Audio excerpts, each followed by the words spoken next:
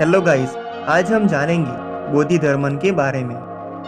आज से लगभग 1500 साल पहले जन्म हुआ था बोधि धर्मन का। महात्मा गौतम बुद्ध की परंपरा के 28वें गुरु द ग्रेट बोधि धर्मन। इनका जन्म 5th और 6th सेंचुरी के बीच दक्षिण भारत में पल्लव राज्य के एक शाही परिवार में हुआ था।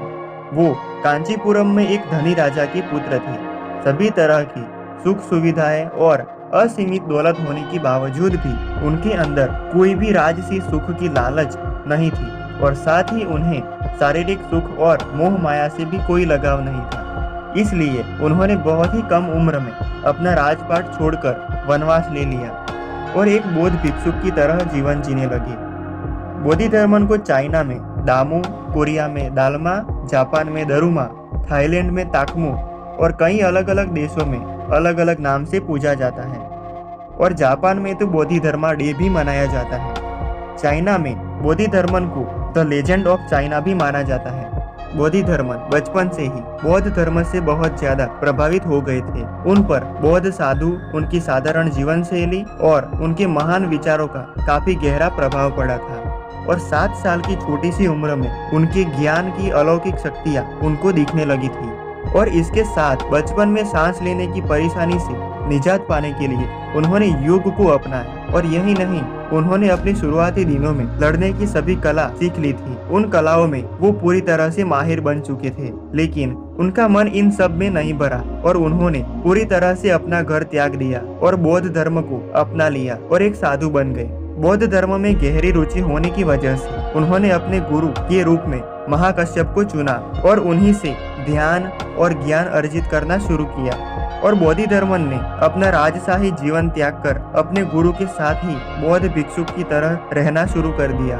वहां से वो एक भिक्षुक की तरह साधारण जीवन जीने लगे। बोधि धर्मन 22 साल की उम्र में ही सभी कलाओं और शिक्षा में निपुण हो चुके थे और फिर बाद में अपने गुरु के मार्गदर्शन से पूरे भारत में बौद्ध धर्म की शिक्षाओं का प्रचार प्रसार करना शुरू कर दिया। बाद में बोधि धर्मन को महात्मा गौतम बुद्ध द्वारा चलाई गई परंपरा का 28वां गुरु बना दिया गया। फिर थोड़े समय के बाद उनके गुरु की मृत्यु हो जाती है और इसके बाद ही बोधि धर्मन ने उस मठ को त्याग करने का निर्णय लिया और फिर अपने गुरु की इच्छा को पूरा करने के लिए वो बौद्ध धर्म के प्रचारक के रूप में चीन चले गए।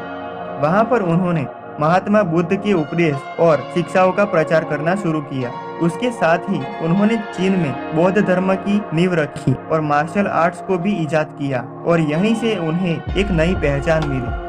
भारत ने कभी उन लोगों का इतिहास नहीं लिखा जो भारत के ही हीरे थे, और जो भी बोधि धर्मन के बारे में नहीं जानता वो मार्शल आर्ट्स के इतिहास के बारे में भी नहीं जानता। चाइना में मार्शल आर्ट्स और कुंफू जैसी टेक्निक्स को सिखाया था बोधि धर्मन ने। अब सोचिए कि क्या सेल्फ डिफेंस और मार्शल आर्ट्स जैसी टेक्निक हमारे इंडिया में एंशिएंट टाइम में थी? इसका जवाब है हाँ। हमारे पुराणों के अनुसार महर्षि अगस्त और परशुराम ने सबसे पहले मार्शल आर्ट्स को प्रदान किया था। ऋषि अगस्त ने दक्षिणी कलारीपायटू मतलब कि बिना शस्त्र के लड़ना यानी कि सेल्फ डिफेंस विदाउट वेपन, और महर्षि परशुराम ने शस्त्र युक्त कलारीपायटू को निजात किया था।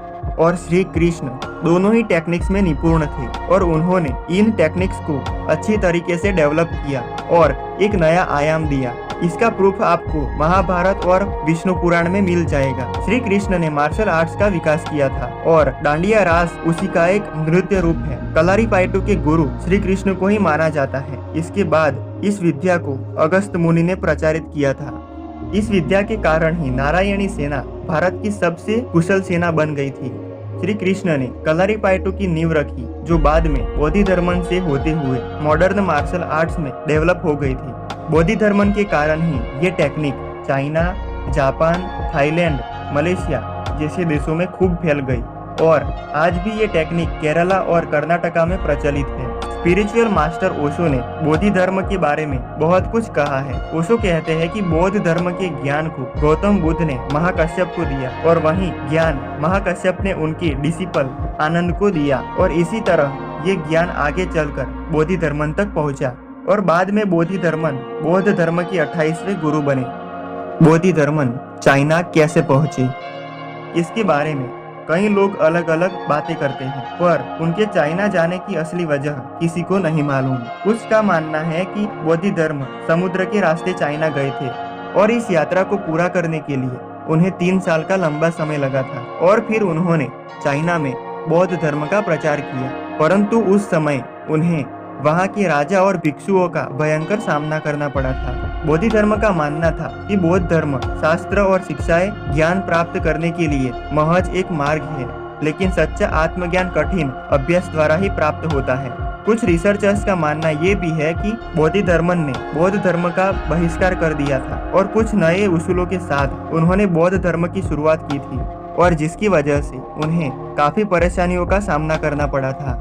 विरोध की वजह से उन्हें चाइना के लोहयान प्रांत को छोड़कर दूसरे प्रांत में जाना पड़ा था, और वहां से उन्होंने शाओलिन मठ तक की यात्रा की। और फिर जब बोधि धर्मन बौद्ध शिक्षा को सब तक पहुंचाने के लिए चाइना के प्रसिद्ध शाओलिन मठ पहुंचे, तब यहाँ भी उन्हें काफी विरोध का सामना करना पड़ा था, और शाओलिन के कुछ भिक्षुओं ने उन्हें प्रवेश देने से मना कर दिया। और उसके बाद बोधि धर्म बिना कुछ कहे वहां से चले गए। वहां एक पहाड़ की गुफा में रहने लगे। उसके बाद शाओलिन मठ के भिक्षुओं को लगा कि बोधि धर्म वहां से कुछ साल में चले जाएंगे, लेकिन बोधि धर्म उस गुफा में 9 साल तक रहे और कठोर तप किया। और उस समय उन्होंने अपने आप को स्वस्थ रखने के लिए कुछ नई एक्सरसाइज का निर्माण भी किया।